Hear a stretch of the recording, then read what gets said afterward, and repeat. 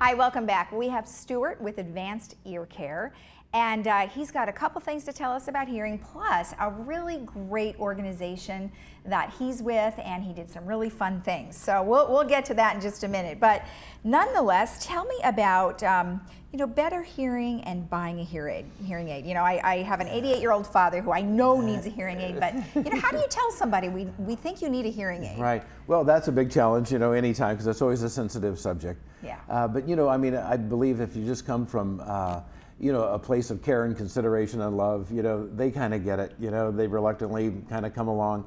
The wonderful thing about that experience when that happens is, once they hear better, it's like, oh my gosh, I should have done this so long ago. Right. So then they know it was the right thing to do, and they're happy that, somebody brought them in and really pointed it out and kind of, made them make that first step and get better hearing. I just don't know how to tell him, because when I call him on the phone, the TV is blasting, so I know he can't hear the TV. Yeah. So. Well, just a simple hearing test, and at that time, we show them how much better they can hear. Right. And then we show them how they hear regularly, and it's like, wow, it kind of is, sort of a wake-up call. Very clear, what they need to do and the path they need to take. But, what we're finding today is, so many of the third-party insurance companies and that realm, are trying to commoditize hearing, and just sell a hearing aid and they mail it to you, and they don't really know your hearing loss or what you need or what you like or what you want, but here's what you get, type of thing. So, buying a hearing aid's changing. I've done this 36 years, I guess 37 years here. It will be in a couple days on 7/11. And so, it's not about the plastic, that you put in your ear. That's part of it, of course, and, technology plays a huge part, in how we help people to hear, but somebody needs to program that and fit that and counsel patients, and it's really a continual thing. Right. So many people, we show them how to use the hearing aids, they come back and they're like, oh, I wasn't really sure what to do in this situation. We have to re-counsel them, show them how to use them, show them how to do different things to the hearing aid to maximize their clarity in various situations, and it's really an ongoing care type of process. And we kind of look at it like it's apples and oranges. The apple is just the hearing aid. If you want to live in the world of oranges, that's with all the care, attention, keeping the ears clear, the hearing aids clean, and constantly programming them to maximize the clarity for them and their lives and fitting their lifestyles with what they need. So right now, do you see any change in the way insurance companies are behaving given this information and technology? Because obviously there is new technology and they need to kind of come with that, right? Right. So historically, insurance companies have never really provided a lot of care, for hearing. I mean, very little, unless they were like teachers unions or larger organizations like that, did a fantastic job. Now, I must say, give them credit. They're coming along, they're coming up with some packages for their insured people, and they have discount programs. Okay. Scan, True Hearing Care Solutions, as well as Blue Cross, Anthem. They all have programs now. We're a provider for all those people, which really helps a lot.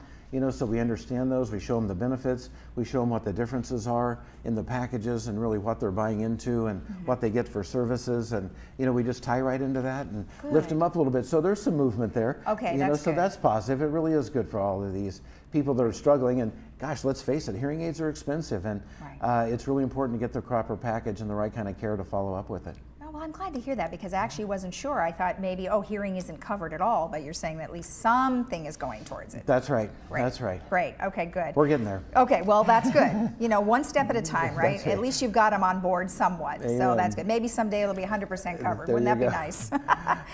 So let's talk about this organization, this Starkey Hearing Foundation. Right. So, something we've supported for years and years. Amazing network of providers all around the world. Initially years ago, we would drop in, fit hearing aids and leave. Now we go in, we train 30 or 40 people that are there and we'll stay there. We take the ear impressions, do the testing, check for medical issues, ear infections and whatnot, get those all cleared up. We return in about 6 months, then fit the hearing aids. Those same 40 people are there so we can train them how to do the fittings. Okay. And so they stay there. So now there's over 50 locations around the world that are constantly feeding into this whole provider care. where before it was just kind of a hit and miss thing or a hit and run. Now, you know, we're living into that care on a daily basis.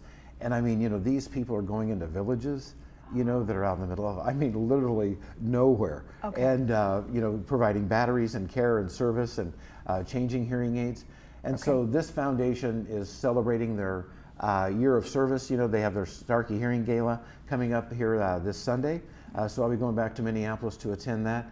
You know, many of the times that we do attend, you know, we meet celebrities. Well, you know, yeah, like I was seeing some of the pictures. So wait a minute, I saw the whole group of Shark Tank. I actually, when I saw that picture, I thought, oh my gosh, did you go on Shark Tank? Yeah. And then you have Richard Branson, Bill Clinton. So they all come together because they know how important it is. That's right. You know, and these guys are amazing. You know, they lend their name to it. You know, Clinton with his global initiative, you know, comes alongside of many organizations to support him. You know, he's been a big support. George Bush, you know, George Bush Sr., you know, and George Bush, George W. Have, you know, participated in a lot of missions in Kenya and all over Africa. These people get right in there and fit the hearing aids, you know, I mean, and they're like, oh my gosh, you know, this is really amazing. You know, to see a child here for the first time, you know, when they're 10 or 12 years old, I mean, it's pretty fantastic. Or even see somebody recover their hearing.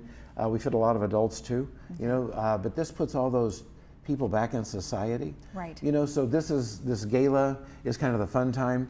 Everybody comes together, we celebrate that. They raise money, of course, for next year's events.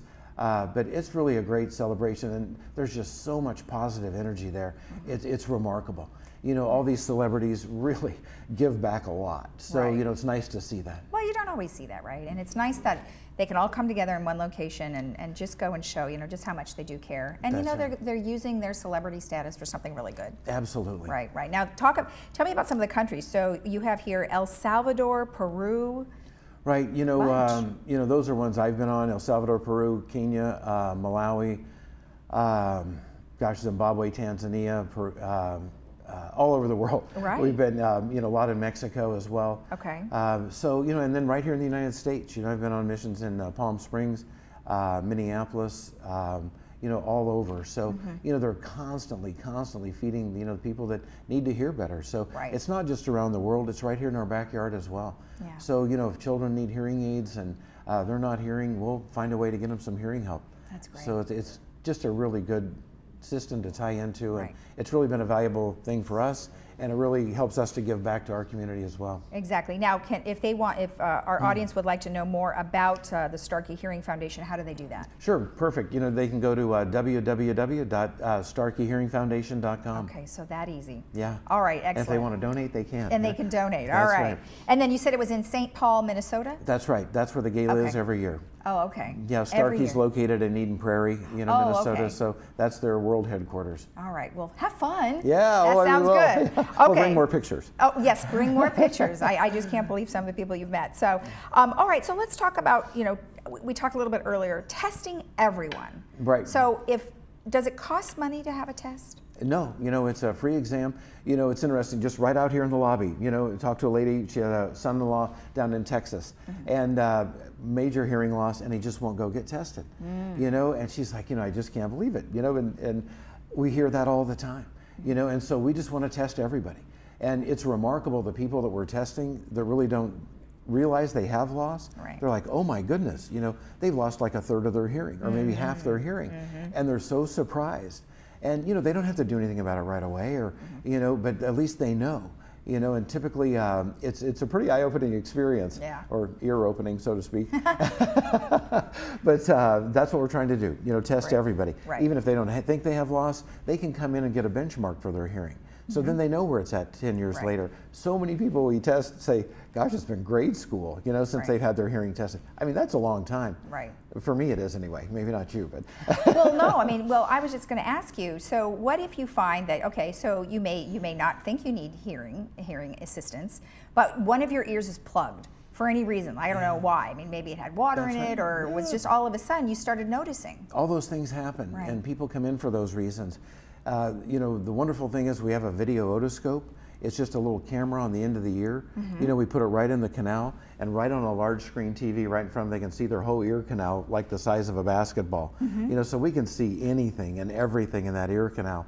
And hopefully what we see is just a nice pearly gray, clear eardrum down at the end of that canal, Right. and everything's nice and healthy. Yes. But many times we find quite a few different things in those ears. Oh, really? Like what? You know, cotton balls, you know, into Q-tips, insects. Oh my, what? You know, wads of wax, Oh, you know. that sounds I mean, just a little bit of everything. gosh. But nobody can look at their ears, so they don't know that it's in there, you know. I think I'm going to go get tested. I'm a little worried because I have a plug in here somewhere. Uh-oh. I don't know what's going on. Oh my gosh. All right. Well, thank you so much. It was really nice to see you again. Always nice to see you. Have a great time. Thank you. I'm excited. I can't wait to hear about it. Thank you. All right. Thanks.